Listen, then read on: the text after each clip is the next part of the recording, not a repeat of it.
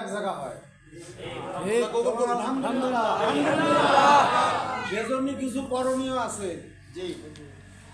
আমাদের সদর সাহেব মুফতি শহীদুল্লাহ একজন পারফেক্ট সদর না বলমারি নাকি তা ইনশাআল্লাহ তারে আমরা সদর হিসেবে চাই না, যদি চাই তাহলে এই মাসেই কমিটি গঠন কোথায় হবে ইনশাআল্লাহ জানাই দেওয়া হবে, কবে হবে জানাই দেওয়া হবে, টাইম বলে দেওয়া হবে। আপনারা সবাই সেখানে যাবেন ইনশাআল্লাহ। যদি শহীদুল্লাহ আমরা সদর করতে পারি আগামী প্রোগ্রাম আমরা একসাথে করতে পারবো সবাই আলহামদুলিল্লাহ। সবার কাছে দাওয়াত পৌঁছে দেওয়া হবে এই মাসেই। আজকে জেলায় মিটিং হয়ে গেছে, এখনো ডেট পড়ি নেই কবে করবে। কেবল আমি জেলা সেক্রেটারির সাথে কথা বললাম, বললো যে ডেট জানাই দেবানি, আপনি দাওয়াত দিয়ে দিন।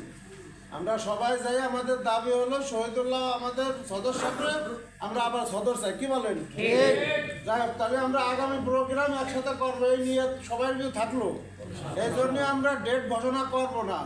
এবং মুজাহিদ কমিটিরও মেয়াদ শেষ, আমাদের ইসলামী আন্দোলনেরও বছরের মেয়াদ শেষ। আগামী 30 তারিখ অর্থাৎ 30শে জানুয়ারি ফরিদপুরে জেলা সম্মেলন, সেখানে ব্যাপক লোকজন যেতে হবে।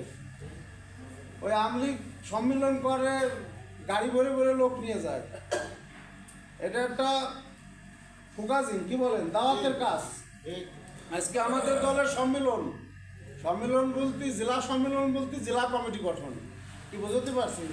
সম্মেলন বলতে এই বোঝায়, যেমন আগামীকালকে ছাত্র আন্দোলনের জেলা সম্মেলন, তাহলে ও সম্মেলনের জেলা কমিটি গঠন। এই জন্যই ব্যাপক লোকজন নিয়ে গাড়ি নিয়ে যাতে সব থানার থেকে যাবে ইনশাল্লাহ, সেভাবে আমরা তাদের একটু সহযোগিতা করবো যাতে তারা গাড়ি ঠাড়ি নিয়ে যেতে পারে। আমাদেরও সেই ফরিদপুর জেলার যে 30শে জানুয়ারি যে জেলা সম্মেলন হবে সেখানেও আমাদের ব্যাপক লোকজন নিয়ে যেতে হবে জেলা কমিটি গঠন, এবং তারপরে 1 সপ্তাহের ভিতরেই আবার থানা কমিটি গঠন হয়ে যাবে। তাই চরমোনার মাহফিলের আগে সব কাজ শেষ হয়ে যাচ্ছে, কিন্তু এই জন্য আমাদের একটু কাজও বেশি, কি পান ইনশাল্লাহ। আগামী 30 তারিখ এবং এই মাসের ডেট এখনো পরে নেই, পড়ে যাবে না খুব তাড়াতাড়ি। বলমারি মুজাহিদ কমিটি গঠন আমরা ইনশাল্লাহ সেদিনকে আমরা যাবো, এবং শহীদুল্লাহ আমরা সদর বানানোর খেয়াল আছে ইনশাআল্লাহ।